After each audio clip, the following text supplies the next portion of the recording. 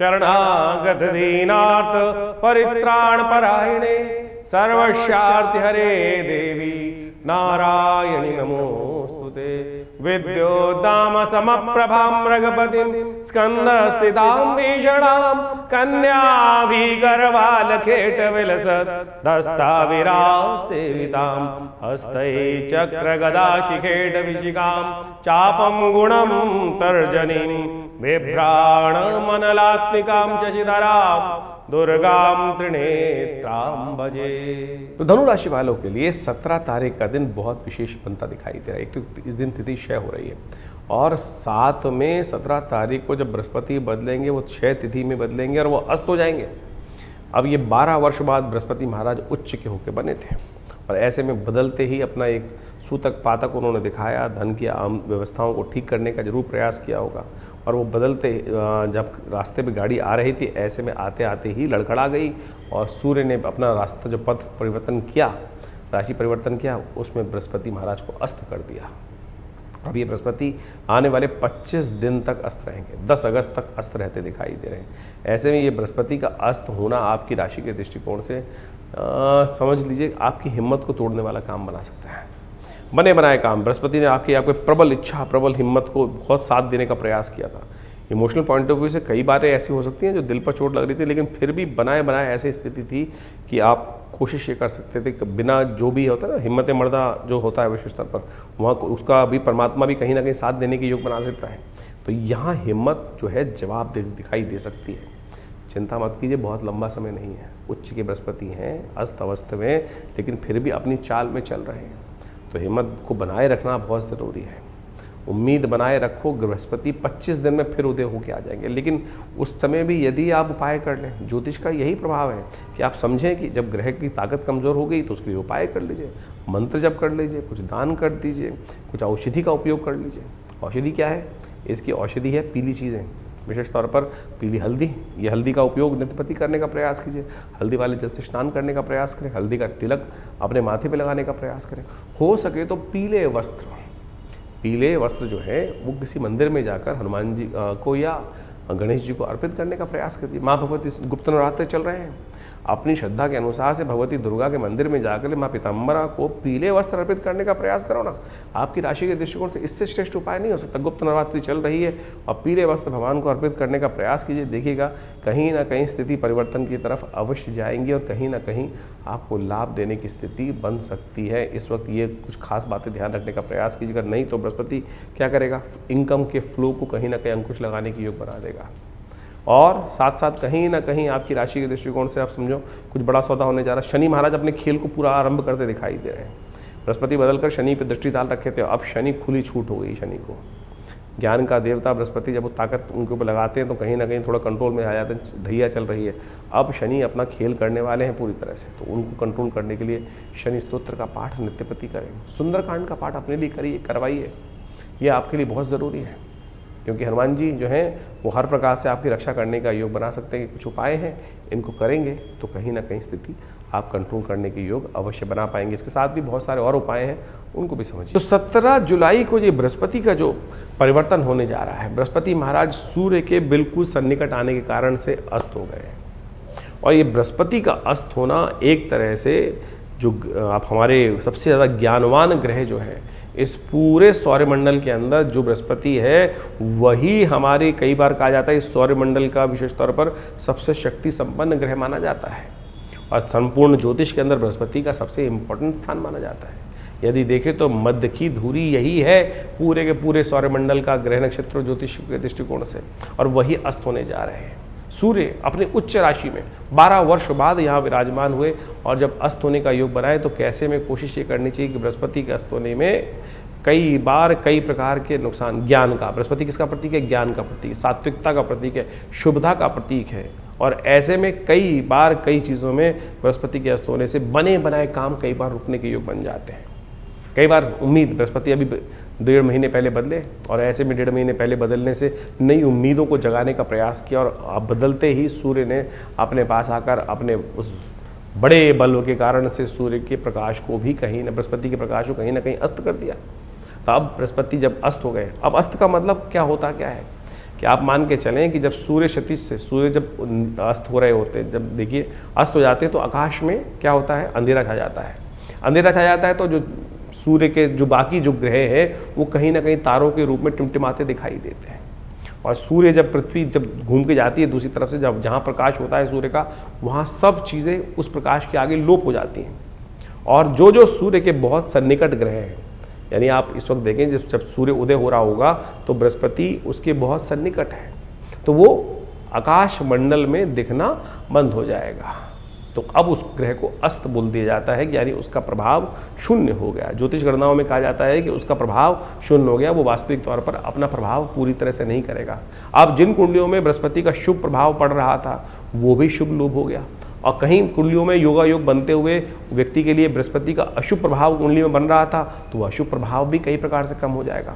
तो आपकी राशि के दृष्टिकोण से आपको ये समझ लेना चाहिए कि कहाँ अच्छा प्रभाव है, कहाँ नेगेटिव प्रभाव है। उसके अनुसार से हम बृहस्पति को सात्विक ताकत देने का प्रयास करें। देवयोग से इस बार बृहस्पति जब अस्त हो रहा है तो उस वक्त गुप्त नवरात्रि चल रही है, और हमने ऐसा देखा है कि जब भी बृहस्पति कहीं ना कहीं कुंडली में, किसी की कुंडली में भी खराब हो, ऐसा व्यक्ति दुर्गा जी की आराधना करे, तब उसके जीवन से समस्त कष्ट दूर होने के अपने आप योग बन जाते हैं। तो ऐसे में कोशिश ये करें, आपकी राशि के दृष्टिकोण से हमें सबसे श्रेष्ठ दिखाई देता है कि माँ भगवती दुर्गा की आराधना, दुर्गा सप्तशती का पाठ, या देवी सर्वभूतेषु बुद्धि रूपेण संस्था नमस्तस्यै नमस्तस्यै नमस्तस्यै नमो नमः, इसका नित्य प्रति कम से कम 108 बार जप कर लीजिए।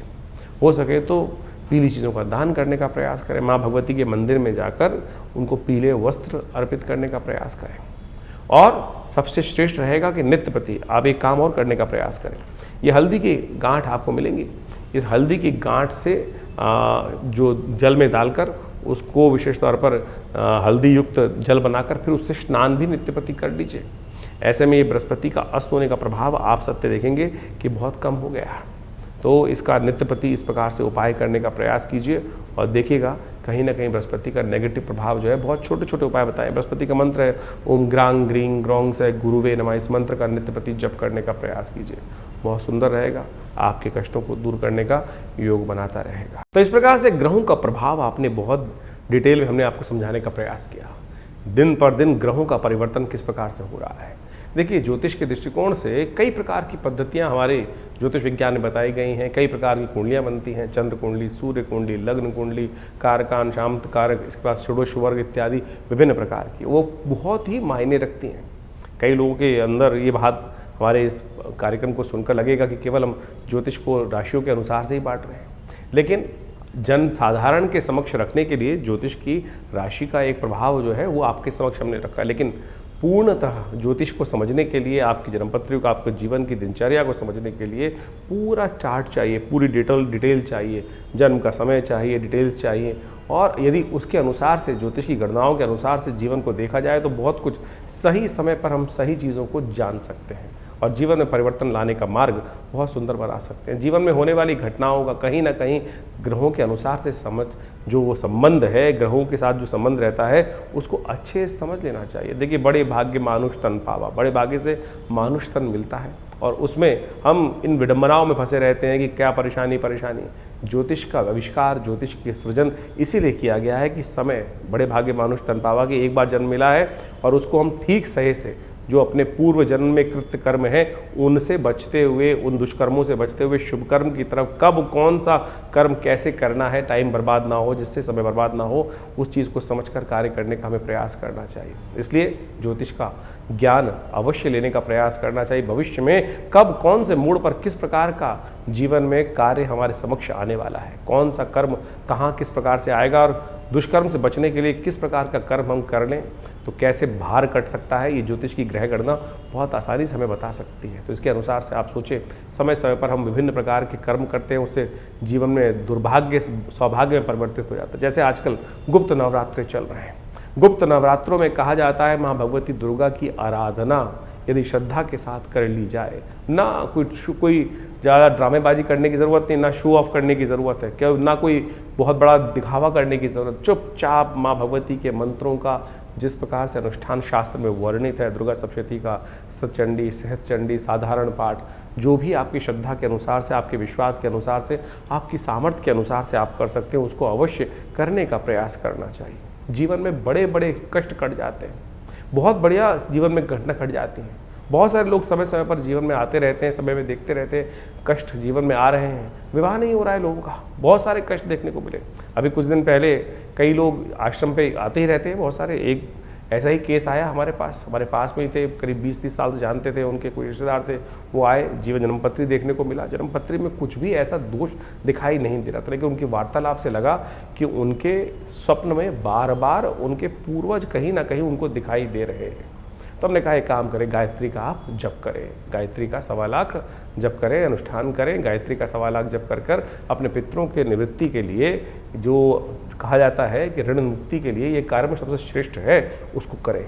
और सत्य माने 2 महीने में पहले उस कार्य को किया गया, करा उन्होंने, और उसके बाद अभी 10 दिन पहले मेरे को फ़ोन आया कि हमारे बच्चे का संबंध स्थापित हो गया। सत्य माने ये भार कटता है, ज्योतिष की काल गणनाएं आपके जीवन में सत्य को लाने के लिए, कष्ट को निवृत्त करने के लिए सुंदर सुयोग बनाती है। ऐसे हजारों जो तरीके हैं, जो उदाहरण हैं, वो हमारे जीवन में कई बार हमको देखने को मिलते हैं और बार बार हम आपके समक्ष रखते हैं। तो इसलिए इन प्रत्यक्ष कर्मों को, अनुष्ठान, मंत्र जप इत्यादि को अपने जीवन में स्थान देने का प्रयास करना चाहिए। जैसा हमने कहा, गुप्त नवरात्रि का सुंदर योग चल रहा है, कोशिश करें अपने घर में बैठकर जैसा हो सके मंत्र भगवती का, सर्वमंगल मांगल्य, या देवी सर्वभूतेषु बुद्धि रूपिणी संस्थिता, जो भी ओम आईं ह्रीं क्लीं चामुंडाय विचे, जो भी मंत्र आपको याद है उनका यथाउचित भाव से नित्य प्रति स्मरण करें। नहीं तो हमारे आश्रम पर आप सादर आमंत्रित हैं। इस अनुष्ठान में जो समय पर चलता रहता है उसमें आइए, जुड़िए। पूरा गुप्त नवरात्रि, बस वैसे तो आश्रम पर नित्य प्रति 8 घंटे यज्ञ होता ही है,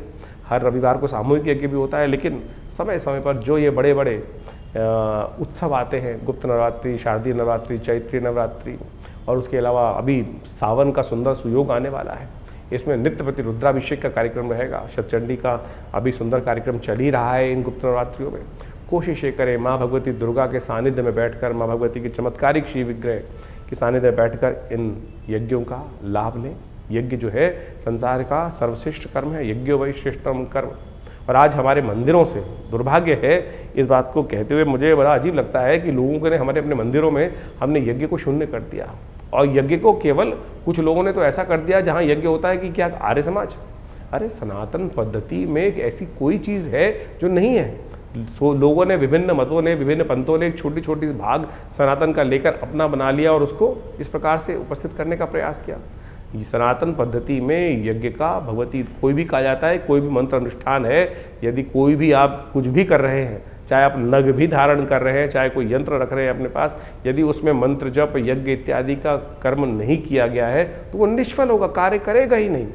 तो इसलिए यज्ञ वो निधि है भारतीय संस्कृति की जो जीवन के समस्त सुखों को देने का प्रभाव रखती है। और कम से कम इन नवरात्रों में, इन श्रावण के अवसरों पर विभिन्न यज्ञ जो समय समय पर किए जाएंगे उसमें सम्मिलित हों।